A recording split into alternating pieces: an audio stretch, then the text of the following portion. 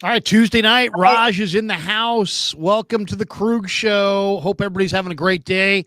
We're going to talk a lot of Niners right now. Join us.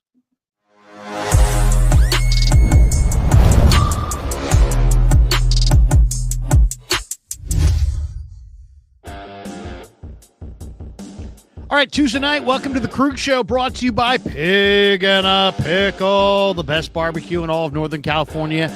Check them out. They're in Emeryville. They're in Corte Madera. They're open 7 days a week from 11 a.m. till 8 p.m. or until they run out. Pig and a Pickle, the best barbecue in all of Northern California. We're also brought to you tonight, sponsored by LearnKeys Upskill Academy, an online learning platform designed to get you job ready in 6 months or less. Whether you're interested in IT, cybersecurity, marketing, or another high-demand field, they offer over 30 certification programs to help you take the next step in your career. They've been in business for 37 years. They've worked with over 200,000 students and place over 100 graduates every month in well-paying jobs. So LearnKeys Upskill Academy, the sponsor of tonight's show. The link is in the description. If we can help you, help yourself in your career, we want to do it. So there you go. Raj, good to see you, man. How you doing? I'm good, man. I'm good.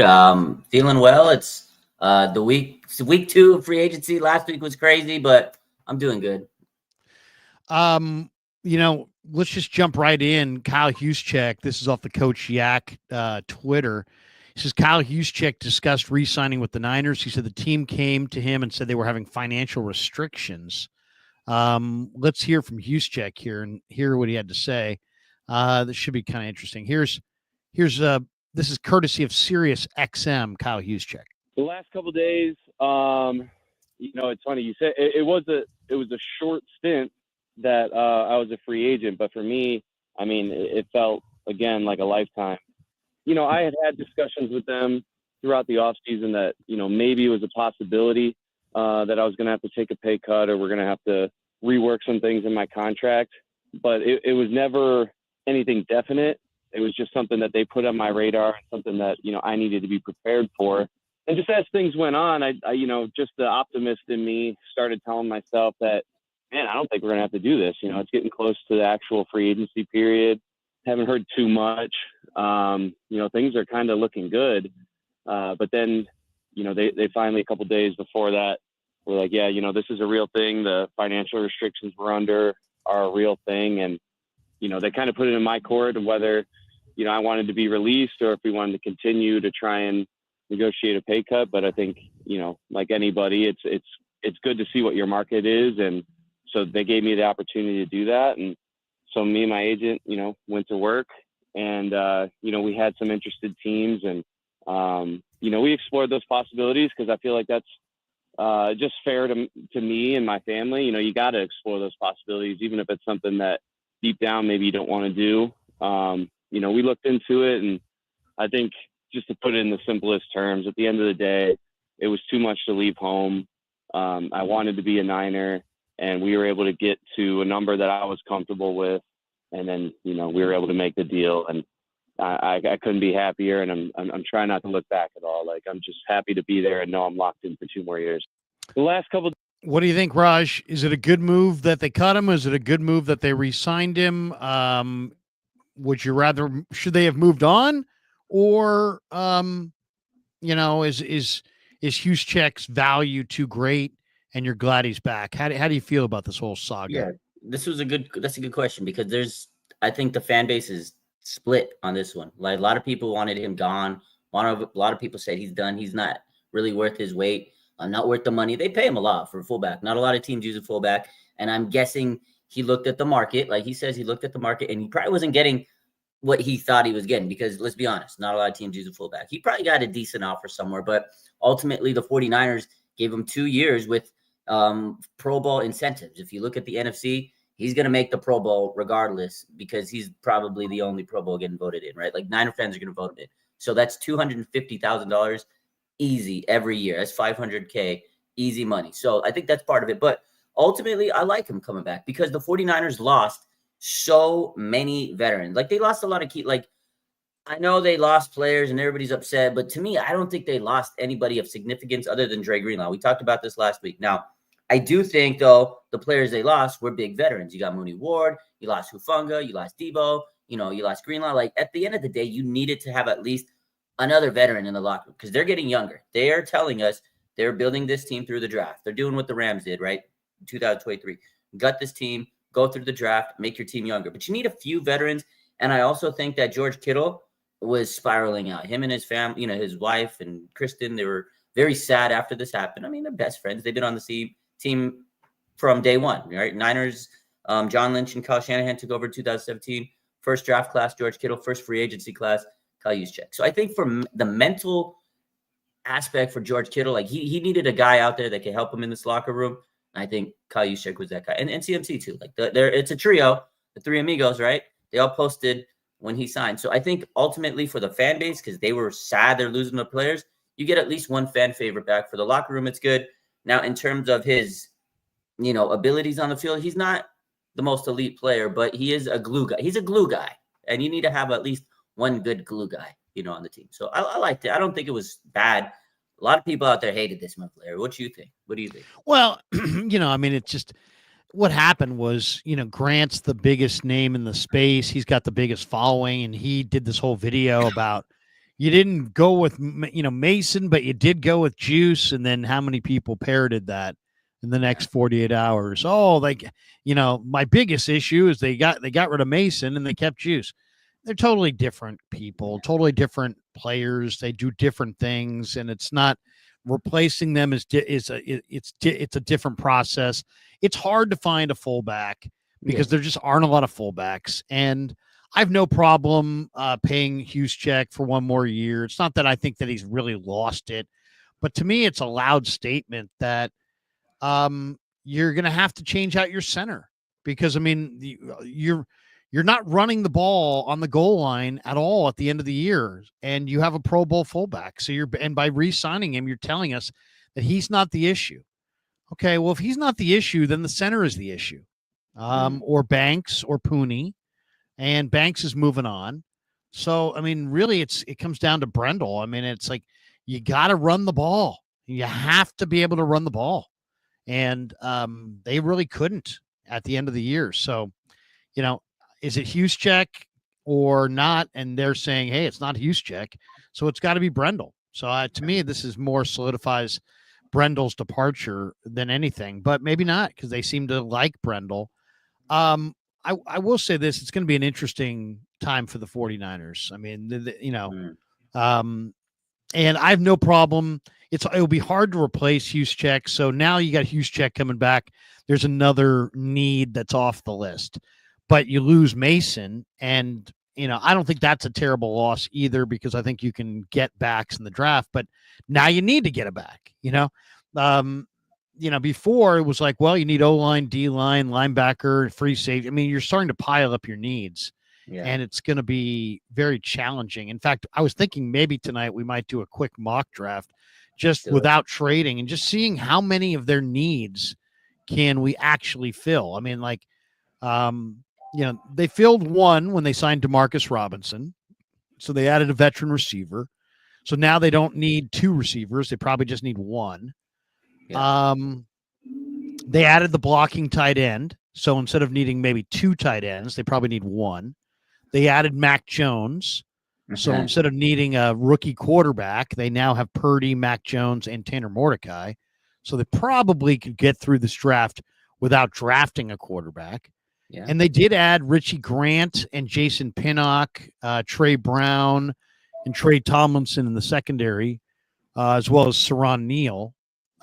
So maybe that, they maybe don't need to lean defensive back quite as early, maybe, or as often. I don't know. That's so maybe some of their needs have been filled by free agency. What do you think? What was your overall feel of what they got done in free agency? Yeah, no, it's a good question. And for going back to the Jordan Mason thing, I know a lot of people missed, they're upset. Jordan Mason was a good running back, but I feel like ultimately the Niners are saying he was our running back 3 and they got value out of him. He was undrafted and you ended up getting, a pretty solid draft pick. And then you moved up 27 picks. I know there's a lot of people that said you could have got more, but if you look back, Matt Breida, Jeff Wilson, and this is kind of on par with what they got back. And I think the Niners wanted to let him go and have an opportunity to get to a team where he could probably be utilized more as a running back, one eventually, and right now at least a running back too. And Minnesota right now, they have a team where they have Aaron Jones as running back 1, and he's older and he might fall apart. So Jordan Mason's gonna be waiting in the wings. He's gonna be the best handcuff, one of the best handcuffs in the NFL this season. So I like Jordan Mason, great player. He held it down for a couple of weeks when CMC was there, but I think the Niners, they value pass catching out of the backfield, and Guerrero, better pass catcher. He can do that, way better than Mason. And no shot to Mason. He's a good running back, but I'm okay with the trade. I know a lot of people weren't. I was one of those people that was okay. Yeah, that's fine. I like Mason. You got value out of an undrafted running back. The 49ers can find undrafted running backs like with their eyes closed, hands tied behind the back. So I'm not worried about that. I know they didn't get a lot of big time sexy names in the free agency, a lot of special teamers. It looks like Brant Boyer's coming in and putting his stamp on this free agency because special teams was abysmal last year, Larry. And looks like the 49ers are making that a priority right now.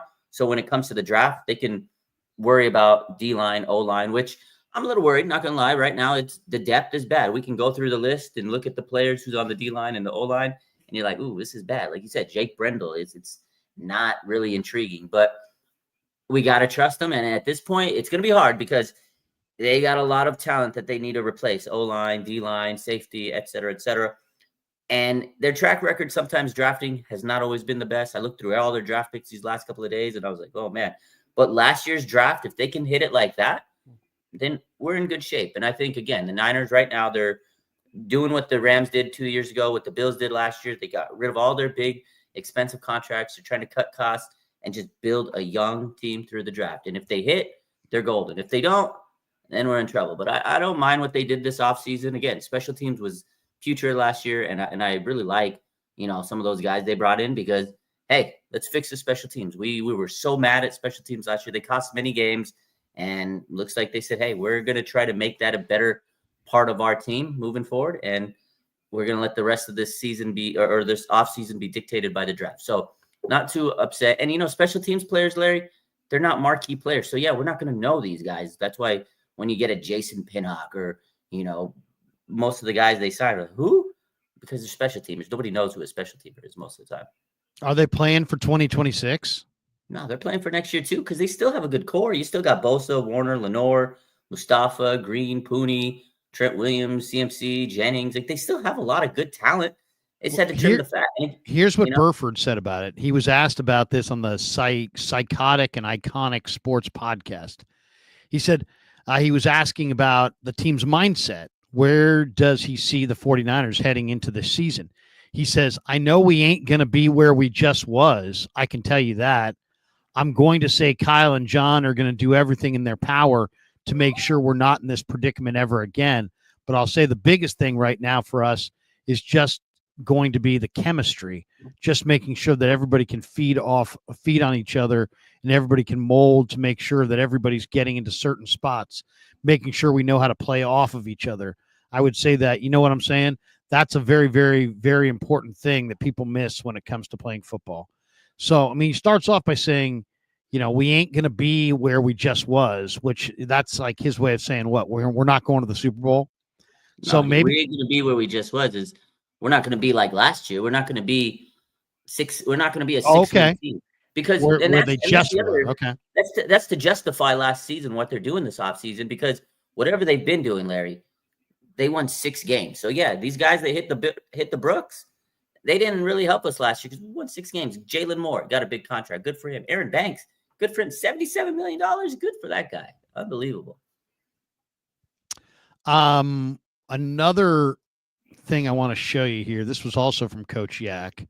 He had this one out there. This is the Brandon Aiyuk trade proposal. Aiyuk, it looks like Aiyuk to the Patriots with the first round pick and the second round pick for the 4th pick overall. And is that Hunter? Is that who that is? Is that the I don't know. It's weird. So the guy that makes these graphics, football. That's Aiyuk in a Patriots jersey. Yeah, I think that's Travis Hunter. I think this is Travis Hunter. I don't think the Niners would take Travis Hunter, but who knows? It could be Mason Graham. Would you trade Aiyuk in the 11th pick and your second round pick, all of that to move up to 4? I wouldn't. You know what? I still have PTSD for the 49ers doing something similar and trading up for a trade line. I wouldn't do it, man. I couldn't do it. You're telling us you need to build through the draft. You're telling us you need to build through the draft, and you need all these picks. I'm not doing that. I mean, I know Aiyuk is still rumored to be traded, but I'm not doing all that for one pick in the 4th. Like, I don't think there's one player right now that can put the Niners over the top, because what we just said, they need a center, they need a D-line, they need a safety, because Jair Brown wasn't cutting it. They need an edge rusher. They need a lot more than just the 4th pick. I wouldn't do it. I think that's risky. It's funny. I wouldn't do this trade either. Not that I wouldn't want to move up to number 4, but I don't see the value in it necessarily. Yeah. And I wouldn't want to give up that second round pick. But I'll say this, Cleveland has 4 6-round picks.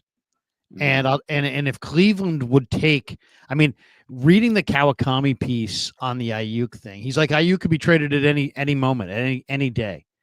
And then looking at some of the Aiyuk stuff, as far as just what the chatter out there, sounds like the Browns and the Patriots are probably the 2 teams that may consider this.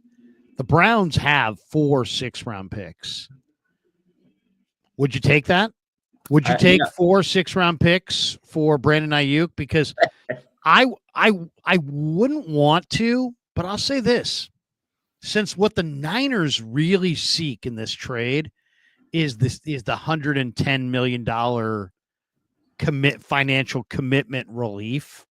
That's what this trade's about. It's about relieving Jed of $110 million, which is what Kawakami said they could do if they traded him.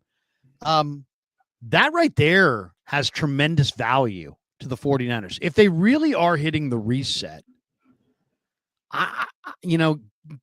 having Cleveland take $110 million off their plate and getting 4 picks in the 6th round is maybe not ideal, but I don't think that's a disaster. I'm intrigued by that. I'm intrigued by that because one, yes, they're day 3 picks, but yes, you've shown that you can hit on day 3 picks. Yeah. And then there's 4 of them, so you don't have to hit on all of them. And the other side of it is that you're giving Jed, you're getting that reset financially, and you're getting off the contract that they clearly want to get off of. I know it's, most people are thinking of a higher trade, thing because Aiyuk was a number 1 pick. But if they're going to take $110 million off your plate, maybe 4 6-round picks is fair value. What do you think? That's Larry. 4 6-round picks. The Niners historically under Lynch and Shanahan kill it in the late. They're better at late round picks. Would you do that trade? Because I would. Larry, I would do it instantaneously. Listen, you would, especially if they can clear that money. That's what this whole offseason is trying to clear that, the money, the dead cap and everything. And if they can get a team to say, hey, we're going to take that $110 million off, that's a huge step in the right direction for the 49ers. They hate that contract. We've seen so many reports saying the 49ers resent that contract, right? Kyle Shanahan wishes he never ran up the stairs. We know all this stuff. If they can get that money off the books, Larry, I think they'd be happy. 4 6-round picks is a steal for a guy whose knee is minced meat. Like it's I hate to say it, but ACL, MCL, meniscus, 4 6-round picks is that's a steal. Like that's a fleece of the century to me personally. I know he's a 1st-round pick, but to me, Brandon Aiyuk right now is not worth the 1st, 2nd, 3rd, 4th.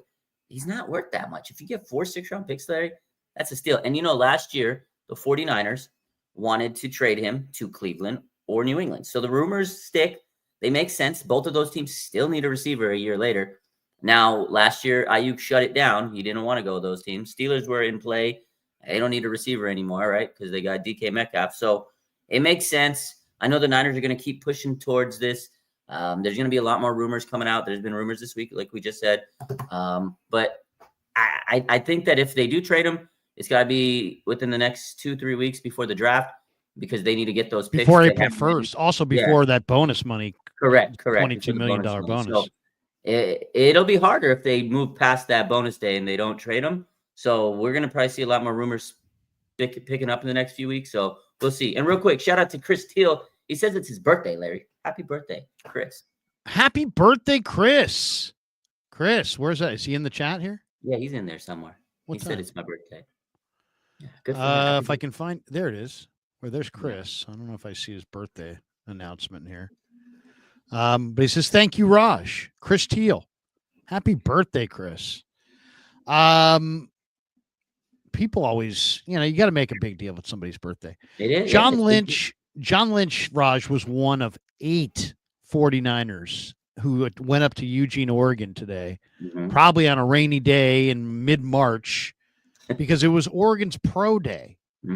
And the Ducks have 7 prospects in the top 130.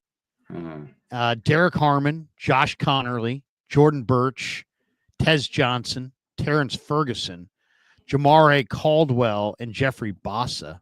Yeah. Supposedly Lynch was talking extensively with Bossa, the linebacker. What do you think, Raj, of the Bossa may fit the Niner profile, right? He's a converted safety. He runs well. He ran a 4.63 40. He had a 38.5-inch vertical. He definitely can cover. The Niners are always looking for linebackers who can cover. He covered and tackled at a pretty high level, so he could be a Greenlaw replacement in the mid-rounds. But what do you think? Who of those guys intrigues you from the Oregon Pro Day? Because I took some time this morning to watch some of these guys a little bit more extensively, and they've got some very polarizing prospects here. They really do.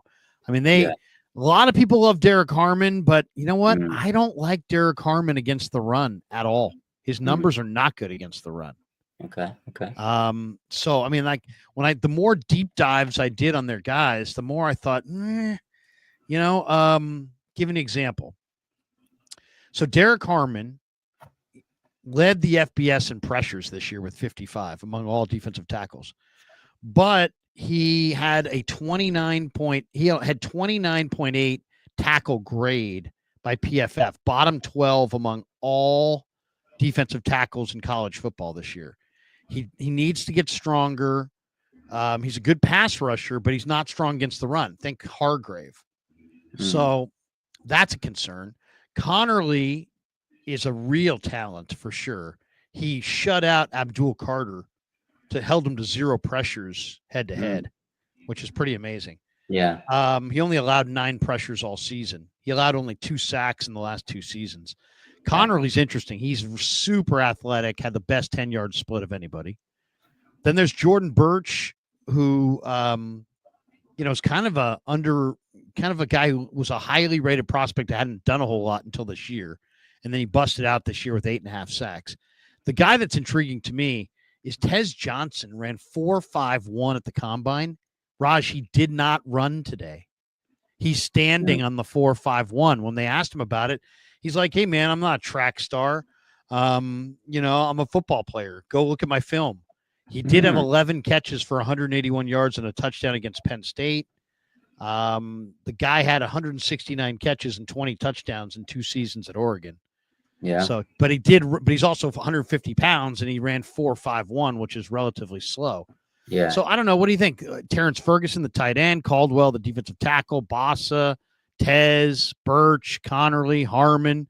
Is there a Oregon Duck that you think John Lynch was most eager to see? Why did the Niners have 8 guys at the Oregon Pro Day? Who do you think they want? They're definitely pulling up and doing their business this year, right? We said they're getting younger. He had his 8 talent scouts and himself there. I definitely think they're looking at linebacker. I think Bossa makes a lot of sense. You got Bossa and Bosa, Larry. Come on. Bossa and Bosa makes just you can sell shirts. Like, come on now. Bossa, Bosa. But no, to be honest, like, let's be real with it. Bossa definitely is a guy that I am going to keep an eye on. They definitely need to upgrade that linebacker position. Dre Greenlaw's gone. You need to get you need a guy that can be explosive. And I like Bossa at that spot. Mid-round, he could be a mid-round linebacker. Dre Greenlaw was a mid-round linebacker. And they like these Oregon guys. Diamond Lenore, 5th-round pick a couple years out of Oregon. I think it fits what they're looking for. Oregon's a good team, man.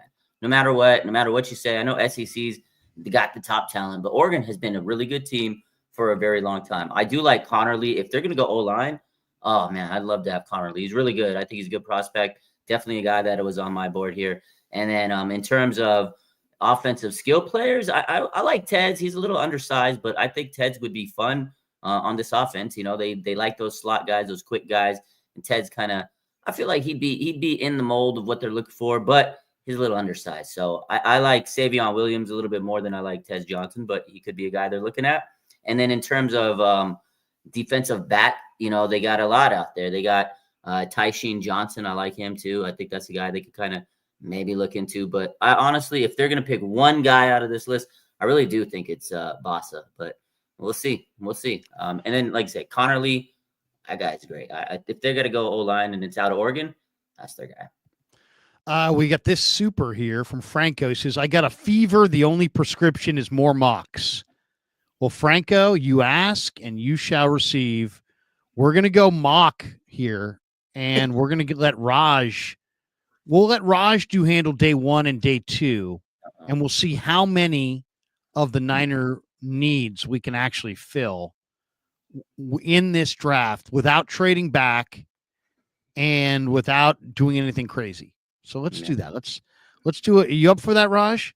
Do it, man. For a little mock here. We'll go a little mock draft, and you can handle the first and second and third rounds. So you've got the first 2 days. I'll handle the last round. Okay. We'll go with this one, the Pro Football Network one. We'll go fast. Niners go at 11, and you can we won't, even though we'll get offered trades, let's not do trades. We'll just let's just see with the picks that they have. Like, if you say, okay, what have the Niners done as far as their needs? Well, okay, they've made a lot of special teams changes, except for the key one they haven't changed Jake Moody, right? So they've made some upgrades on special teams, but they still have a kicker that they're not sure of. They added Jason Pinnock and Richie Grant at the safety position. I think both those guys are pretty good players, to be completely honest. I like both. I'm not sure about Trey Tomlinson, Trey Brown, Saran Neal, the corners. I can't really speak to those corners. Can't really say much about Luke Gifford, just a special teamer. Yeah, but then they also did solve the backup quarterback because they added Mac Jones. They solved the blocking tight end. They added Luke Farrell. They solved the need for a veteran receiver with DeMarcus Robinson. So they have solved a few of their needs, but they still have gaping needs on the defensive line, especially. Yeah. And edge rusher, linebacker, free safety, corner. They need a lot on defense, and they need a couple of real strategic picks on offense. So let's do this. Let's we've got the simulator up, and here we go. We've got 7 rounds fast. We will enter the draft. Here we go. Okay. So there we go.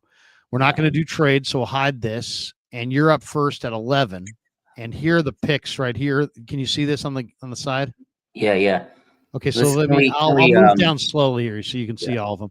Armand Nembu, McMillan, Banks, Mikael Williams, Booker, Jalen Walker, Starks, Matthew Golden, James Pierce. Can we organize it by offensive line, defensive line? Yeah. Here's O-line.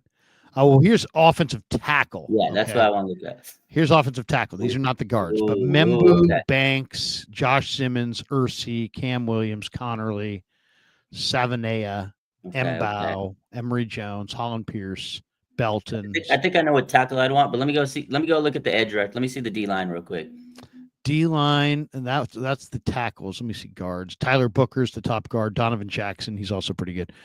Defensive tackles, Derek Harmon, Tyleek Williams, Walter Nolan, Kenneth Grant, Deion Walker, T.J. Sanders, Darius Alexander. Let me take a look at the edge rushers. We need some help for Nick Bosa, my man. Mikael Williams, James Pierce, Scorton, Ezaraku, Mike Green, Landon Jackson. All right. I think I got my pick. With the 11th pick in the 2025 NFL draft, the 49ers take offensive tackle Armand Membu out of Missouri. That's who we're going with. Membu is a Niner. Yeah, Membu's a Niner. Mel Kiper predicted that earlier in his latest mock draft. We're now at pick number 43 in round 2. Okay. Eric Ayamanor from Stanford just went or Alec Ayamanor just went to the Jets. So this is the All board right Here we now. go. Let's take a look at that defensive line. Let's see who's there. D-line, edge, and D. I need to see D-line my here. tackles. D-line, the tackles. Tyreek Williams, Deion Walker, T.J. Sanders, Darius Alexander, Alfred Collins, C.J. West, these guys. Edge rushers, Landon Jackson, J.T. Tuamolo, Prince Umamalian, Braden Swinson, Kyle Kennard, Ashton Gelati, Jordan Birch from Oregon right there. I got to take edge, man, because a good edge is hard to find. Oh, man, let's see. Let's take a look at these edges because I want a D tackle, but if we miss out here, there's going to be like not as good edge rushers. I think you can find a good D tackle because there's so much in this draft. I mean, the talk is that they're going to take Oladejo here. Yeah. He's been, I was just going to say, he's a guy that's already been talked up. They've been looking at him. They've had a lot of personal interviews. So let's go with the theme that they're going to take Oladejo because it kind of seems like the signs are pointing towards that. Okay. So Oladejo's there. Now you're in round 3. Okay. And we're not doing trades. No. And we'll go to all so you can take a look at who's the highest rated players on the board. Take a look at the D line, D tackles. We need a D tackle. Darius Alexander from Toledo staring you right in the face right there. He is. And he was good. Shamar Turner's a good player from A&M. C.J. West from Indiana's kind of like a DJ Jones type. Yeah, Josh Farmer. I don't want to reach. State. We're going with the best available. Go up all the way. Let's go all the way top. Darius Alexander? Darius Alexander, number 6. No more. We can't take reaches. We got to go with the best available talent, Larry. I like it. Yeah. You have one more pick here. Now, this would be an easy trade back, I think. Trade back from 100 to 103 and get pick 167. Something like that happen, for sure, for sure. Well, we're not going to do trades, but that would have been a trade for sure to make. 100%. But now you've got so let's take a look at what you've done so far. You got one more pick, and you've got an offensive tackle, an edge rusher, and a defensive tackle. Right now you've addressed all 3 needs head on. Yeah. So now you could probably go offense if I really wanted to. Let's take a look. Maybe go back to O-line. Let's take a look. Okay, O-line. Let's take a look. Offensive tackle, Holland Pierce, Ozzie Trapillo. Logan Brown's interesting, Raj. This is Dom Pooney's teammate from Kansas. Good player. And he's actually a pretty good player. The other guy, this Charles Grant, is another really interesting player. Super long arms, very athletic. And then Caleb Rogers, when I looked at the film, he had the best testing numbers for speed among offensive linemen. Let me show me. Well, no, we can't show. So in theory, Larry, if they don't take tackle at 11, they don't take Armand Mambu. You can get one of these guys at the 4 pick. That's a very good. Yeah, you could wind up getting a useful tackle. Caleb Rogers, and there's probably a couple more here that they tested out as pretty good players. Marcus, no, not Marcus Cox. Maybe it's guards. Maybe we'll take a look at the guards. Let's look because we already took a tackle. I don't want them to take Jackson Slater from Sac State. Is a pretty good player. Kandra, Clay Webb, Connor Colby from Iowa, Joshua Gray from Oregon State, my guy Willie Lampkin from Carolina. Some of these guys are pretty athletic. Let's take a look at some skill players. Wide receiver, tight end. I know they're in the market. Wide receiver's interesting. Oh, Savion Williams, my guy's there. Savion Williams is like a Debo. I know. Ricky White is a good punt blocker. He's a pretty good player. Dante Thornton is a burner, ran 4.30. Badger from Florida is a pretty good player. Let's see the running backs. It's a great running back draft. Bayshul Tootin, Damian Martinez is a hell of a player. I was looking at some stats from Warren Sharp today on Damian Martinez. Damian Martinez is an intriguing player. I didn't realize how good of a player he was. Bayshul Tootin, Monangai from Rutgers is a good player. Raheem Sanders. I actually think this is the sweet spot for the running backs. Because you've got other guys here. Dylan Sampson, Brashard Smith. I like these guys down here. RJ Harvey, Taj Brooks. Yeah, I like Taj Brooks. There's some good backs. There's a lot of good backs. Tight end wise. Yeah, Gunnar Helm. I like Gunnar. Gunnar Helm, Mitchell Evans from Notre Dame's good. Gadsden good. from Syracuse. Let's see defense. Yeah, let's take a look. Let's go Linebacker. defensive tackle. Joshua Farmer, Jordan Phillips, J.J. Pegues, Jamari Caldwell. I mean, I think there's Simeon Aeneas Peebles, and Ty Robinson. To me, Peebles, they did meet with Peebles and liked him, but yeah, I mean, Peebles is interesting. Linebacker Linebacker-wise, you could go with Barrett Carter, Demetrius Knight, Jeffrey Yeah. Bassa. Yeah, Corner. Bossa's This is kind of a corner spot too. Yeah. Zy Alexander from LSU, Kobe Bryant from Kansas, Riley Parrish. These are good players. It's tough. I kind of want to take a corner. Billy Bowman from Oklahoma's a big-time safety. He's good. Let's see. Edge rusher. There's Jordan Birch. There's Powell Ryland. I'll tell you the guy that I love is this guy, Savion Jones. Because I'll probably take him in the next pick. But he's a defensive end, but he's 290. So, and Jaw Joyner is a 260-pound defensive end. Both those guys, and Rucker too. All three of these guys are big-time players. Savion Jones, came on Rucker, Jaw Joyner. Yeah, he's a good one. This is tough, Larry. I kind of like take a cornerback here because after this, talent's going to go. But I'm going to go against the grain. As much as I want to get a linebacker, I was debating between Bassa and Savion Williams. I'm gonna go Savion Williams here. Take a wide receiver here. Take Savion Williams.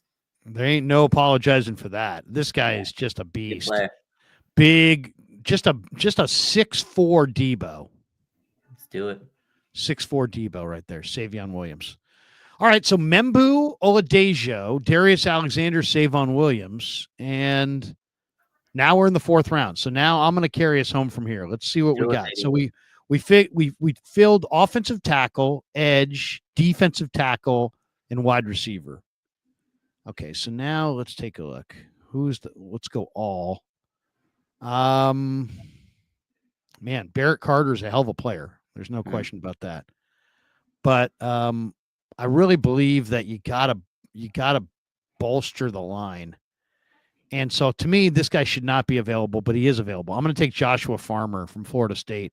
Okay. Florida State's just got some beastly defensive players. You've seen it. I mean, Renardo Green last year, Derwin James and so many others. And they just get some really good guys. And Farmer is a beast. So now you got a tag team partner for Darius Alexander. So to me, I wouldn't feel good unless I got at least 2 defensive tackles. All right, now let's see. Now I'm a little bit more open-minded, but you know what? I really do believe that this is also the draft to really get great players. I've been talking about get greatness. Don't worry about good players that fill a need. Go get great players. And I think this guy's potentially a great player. I'm going to go with this offensive lineman from William and Mary, Charles Grant. Okay. Who's a guard, he's a center, but he's got 35-inch arms. He's fairly new to football, but I love his potential. I think in a year he could be a great offensive lineman. So now you got Membu and you got Charles Grant. So now you've got 2 offensive linemen and you got 2 defensive tackles. So now let's see. Still looking at the best player available. There's Bassa sitting right there. J.J. Pegues. Riley Leonard. I really like Riley Leonard. I love Damian Martinez, Elijah Roberts. These are a lot of good players here. I think I'm going to Aeneas Peebles because not only do I want 2 defensive tackles, I want a 3rd defensive tackle that can rush the passer who I can play at defensive end. So I want Peebles. I want to make sure I have an overpowering front. Now, here's a trade someone's offering me, 160 for 3 picks, and I would normally do that trade. Yeah, for sure. I absolutely would do that trade, but I'm not going to do it here. So now we've got 4 picks left, and we've got defensive line and offensive tackle covered. We took a wide receiver. We still don't have that running back. So I think and we don't have the linebackers. And I told you that's a great linebacker draft. Mm-hmm. And this is right about the spot to get one. So let's take a look at the linebackers first. And I think I might start my linebacker thing with Bassa. Let's do it, baby. Bosa. Jeffrey Bassa right there at 160. Now we're late in the draft. but I still think there's some really good players that are going. This is a deep, deep draft. Okay. So now I think the 7th round, I think you got to play best player available because it's just so hard to find guys who can make your team. So let's just go down the list and see who fell through the cracks. And there'll be somebody really good here. Jackson Hawes is a good player. He's a tight end. Dante Thornton is a speedy wide receiver. We added Savion, but we don't have that speed. Trevor Etienne is available. Trevor Etienne's a good player. Nazir Stackhouse is a good player. I like this corner, though, Mac McWilliams. Okay. I really like Mac McWilliams, the corner from Central Florida. And to me, you don't have a corner here. That's the one thing we didn't have. We didn't have a corner, so we got to have a corner. Okay, so we got a corner. We have a linebacker. We have 3 defensive linemen, 3 defensive tackles, and a defensive end. We have a couple offensive linemen. So let's see. What else can we get here? We're looking for a linebacker. I like this guy, Nick Martin, right here. Okay. From Oklahoma State. To me, he's really, really intriguing. Okay, so now we got our final pick. I could go tight end. I could go wide receiver with speed, Dante Thornton. Running back. I like that Ja'Cory Krosky-Merritt. Elijah Badger's a good receiver. But I'm looking for the home run pick. Do I see a home run pick? I love Urasek, the tight end from Georgia. Was at Stanford. Mario Anderson. Carson Bruner's a linebacker, though I really like Carson Bruner. And you have Bossa already. Let me see. Let me go to the linebackers specifically and see if who's available. Okay, Carson Bruner I love. David Benda, Chandler Martin I love.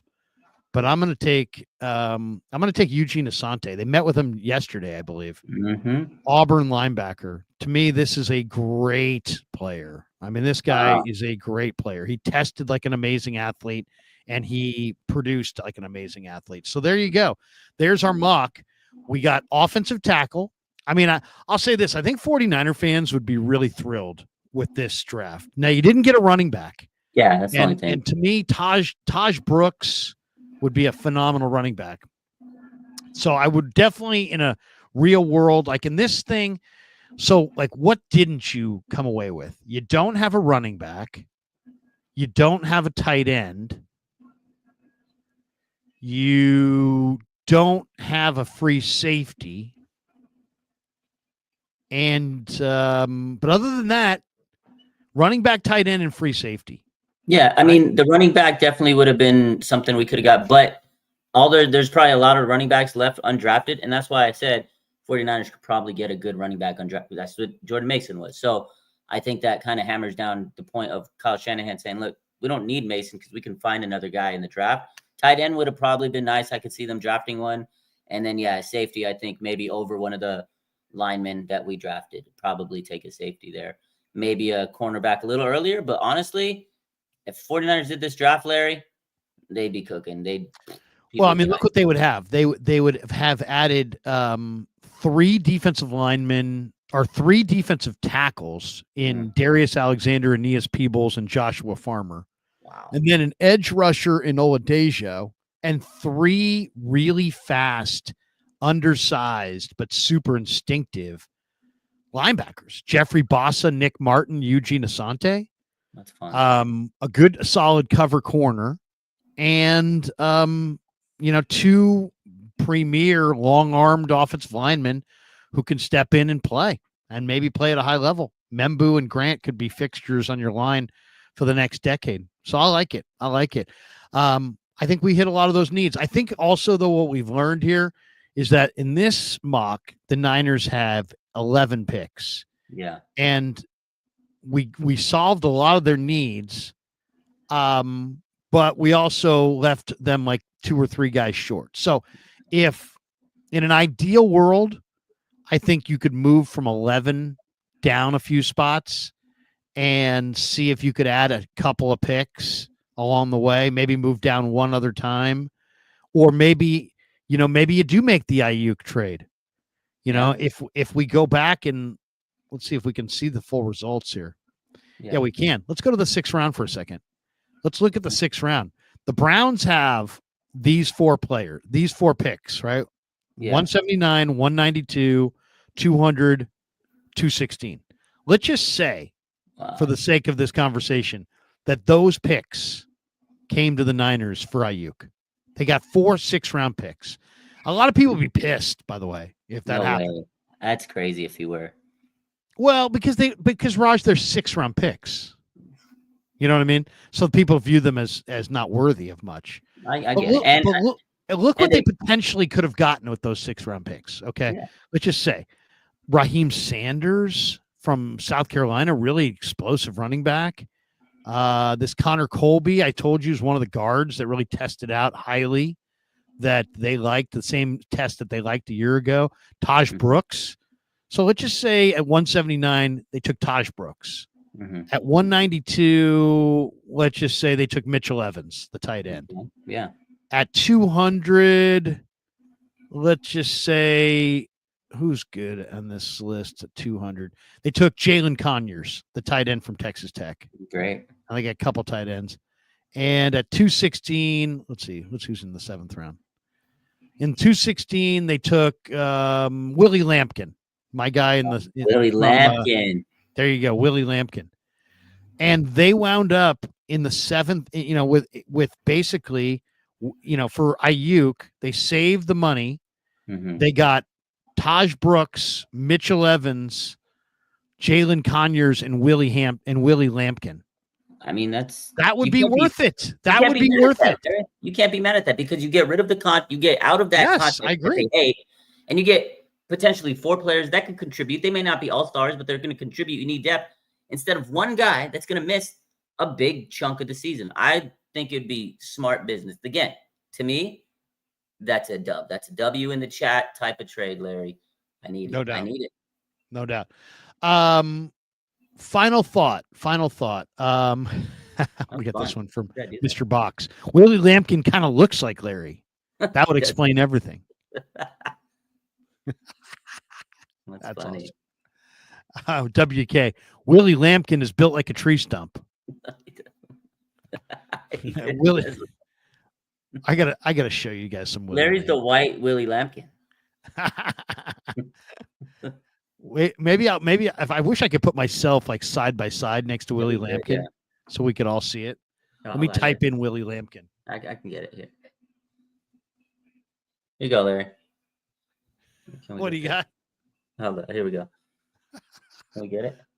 Oh, you got to be a little closer. Almost a little closer. There we go. I see it.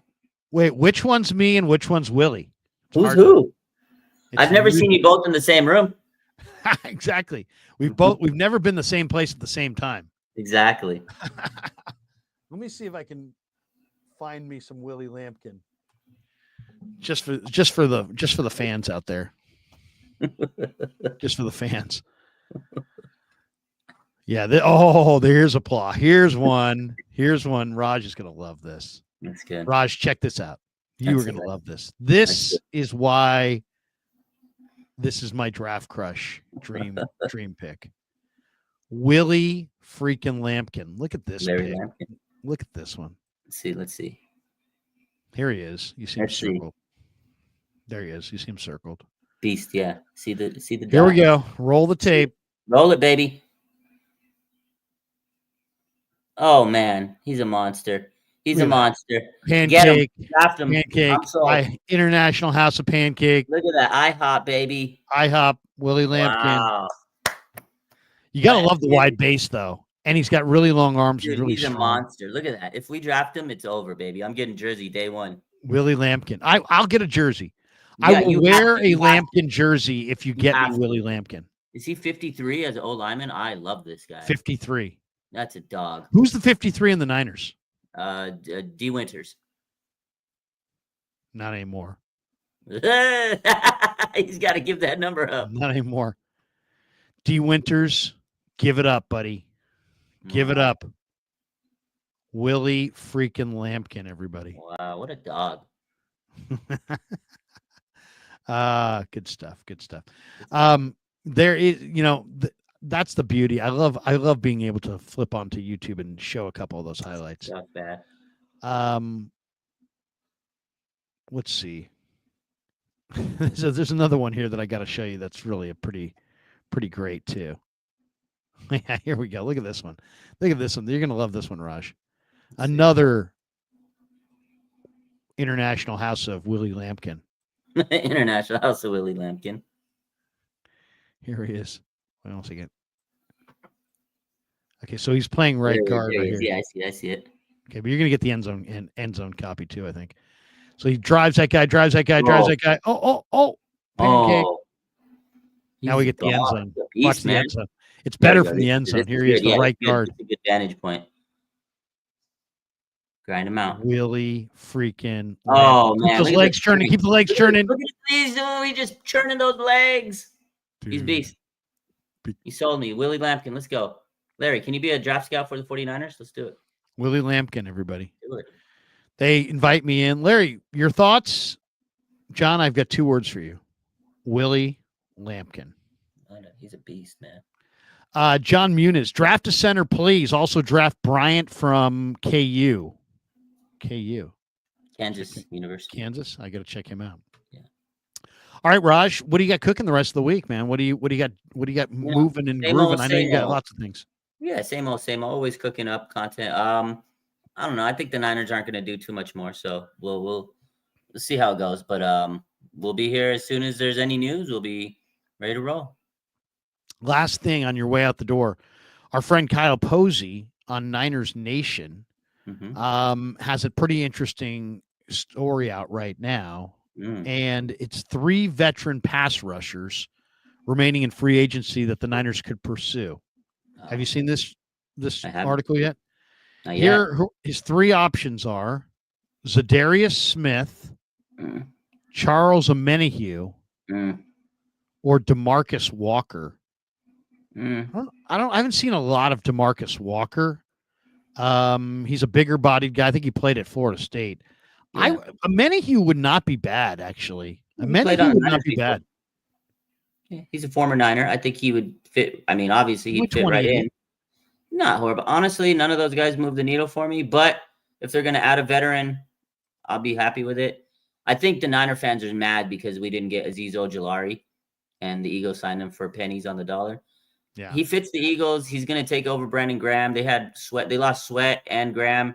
He's going to come right in and be a dog with the Eagles. I don't know if he would have been that much of a dog with the Niners because we need a lot of help. I don't know. I wouldn't be mad with any one of those 3 guys, Larry, that was mentioned, but I'm not going to say that they're going to save the team. I think what we talked about going through the draft and finding a stud, probably going to be the best case scenario. But if they take one of those 3 guys, it's going to help them because right now, any one of those 3 guys is better than Drake Jackson and Robert Beal. Those 2 guys were big misses, unfortunately. Niners need to hit in the draft. There's no question. They've added a lot of pressure. Yeah. Do you think that because they do have quite a few needs that they should seriously look at a trade back at 11? Or do you think, they got a bunch of needs, but get a great player there.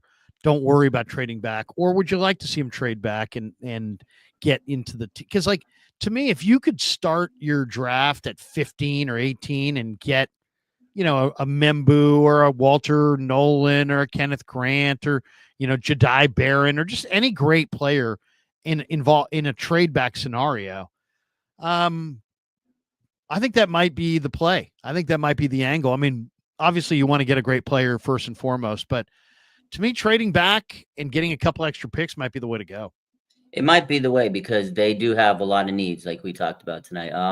And you might want to get really good players because you want to build up as many starters as you can get for this team. If you go out there and draft some really solid players, you're going to be starting for your team for the next 4 years. You did what you needed to do. But the other part is if you can get a home run, like if there's a star that's going to be there at 11 and you're just like, oh my God, we can't pass this guy up. Yeah, you have to do it. But if let's say Mason Graham or one's like a superstar blue chipper that you really want is off the board, you probably should back up because if there's no home run blue chipper, load up on some talent because you do have a lot of holes to address. O-line, D-line, there's some players that you can stack up and build your starting defense and offensive line with this draft. And again, that's what the Rams did. They got 2 premium Pro Bowl D linemen in that draft after they lost Aaron Donald, man. And it's just damn, can the Niners do that? And I would love them to do something like that. I would Yeah. really love them to just go get like 2 Pro Bowl players that you're like, damn, what a draft. Like you feel really good about. And if they swing and a miss at 11, you were going to be so mad that they, passed up on some good talent. Yeah, I mean, swinging and missing at 11 is going to be a disastrous situation. Carson Taylor says, if we trade back, could we get another second? Also, who y'all got in the tourney? I got Florida versus Duke, with Florida winning. I kind of like Auburn. I think Auburn's pretty damn good. As far as can they trade back and get a second, they'd probably have to trade back more than 10 spots. So I think you could get a second. If you traded from 11 to 24, 25, yeah, I think you could get a second round pick for sure. Yeah. So it's, but if you move back to 15, probably not. Probably that's more like a third round pick. Yeah, more likely. Yeah. See, I do think they'll try to wheel and deal and get some picks. Like you said, there might be a point where mid-round they go from a pick back to maybe 20 picks back, but they get 2 picks in that like 4th round or something. I know that John Lynch always trades around, but it has to be worth it, and he knows he can get a certain guy. So I think they'll definitely trade her, here or there. As far as the tournament, I like Duke, but Cooper Flagg has to be healthy. If Cooper Flagg's ankle ain't ready, they're getting upset in the 2nd or 3rd round. But I got UConn. 3-peat, baby. I'm not a college basketball expert. I'll be a college basketball expert in a couple hours after I watch the preview show. Don't watch as of tomorrow, I'll know everything there is to know about college basketball. As of today, I know nothing. But tomorrow, and by Thursday, I mean, I'll be lecturing other people on the tournament. By Friday, I'll be hailing my tournament wins. By Saturday, I'll be looking at NBADraft.net's mock draft for the June NBA draft. But by Friday, Larry, my bracket's already going to be busted because you think you know it all. You're like, by Friday night, your bracket is typically busted. But, yeah, you know what? 5 degrees of Larry Kreuger's college basketball fandom in March. I print out a bracket. Then I learn the players. Then I talk trash to the other people what they don't know. By Saturday, I'm looking at mock drafts and looking ahead to the NBA draft. Yeah, no, the best part for me is whenever as I used to be like so heavy into college basketball and I used to study it and this and that. And I would never, I would always I'd always do tournament pools with my work and stuff. And I would typically win. But then there was years where I just went over and I was like analyzing each pick and I wasn't, doing good. These last few years, screw it. I just go in there, look at I do a few little I do a little bit of research here and there, but I don't, and I've done really well now that I don't overanalyze before. Exactly. When I used to spend hours, and I get cooked, and my bracket would be busted by Thursday night. So I'll say this: if you're gonna if you're gonna fill out your bracket, at least before you fill out the bracket, at least look at the spreads for the first round games. Because you get too caught up on a seed and not think about the spread, and then all of a sudden you're like, oh yeah, I totally like this team, and then they're a 1-point favorite or a dog, and you didn't even realize it. Sometimes the lower seeds are favored. Vegas does not live by the seeding rules in any way, shape, or form. But right, the way go ahead. The way it is now, Larry, because there's so much parity in basketball. Sometimes these 12 seeds or 13 seeds are better because they have all seniors, and then this 5th seed or 4th seed or whatever, they're, young players that are not disciplined. And these old, these lower ranked seeds have great coaches that have been there and building this team. So it's sometimes smarter. Like a 12 always beats a 5. If you don't have 12 over 5 in your bracket, you're cooked, Larry. You got to have a 12 over. Yeah. And WK, one last comment in the chat. Rumple Lampkin. There you go. This show is sponsored by LearnKey's Upskill Academy, an online learning platform designed to get you job ready in 6 months or less. Whether you're interested in IT, cybersecurity, marketing, or another high demand field, check them out. They've got over 30 certification programs to help you take that next step in your career. They've been in business for 37 years, over 200,000 students that they currently work with, and they place about 100 people a month in really good paying jobs. So the link is in the description. LearnKey's Upskill Academy, and thanks to them for being a proud sponsor of the Krug Show. Gold Rush says Niners need to pay the man already. What the hell? That's right. Pay Brock Purdy hopefully that gets done one of these days. We also have this one. We almost didn't get this. John Muniz, he said, draft a center, please. Also draft Bryant from KU. And then we got this one from Blood Moon. Spencer Burford saying a lot of positives. Interesting. So I read that as Spencer Burford was saying that they weren't going to be where they were, and I was thinking of the Super Bowl, but he means they weren't going to be where they were, a 6-win team out of the playoffs. So his negative comment was actually a positive comment. Anyway, that's going to do it for us. Thanks to Raj. Thanks to all of you. Thanks to LearnKey. The links are in the description below. Have a great night. Peace. Yeah, never met a man I've been scared of. Careful, you gon' get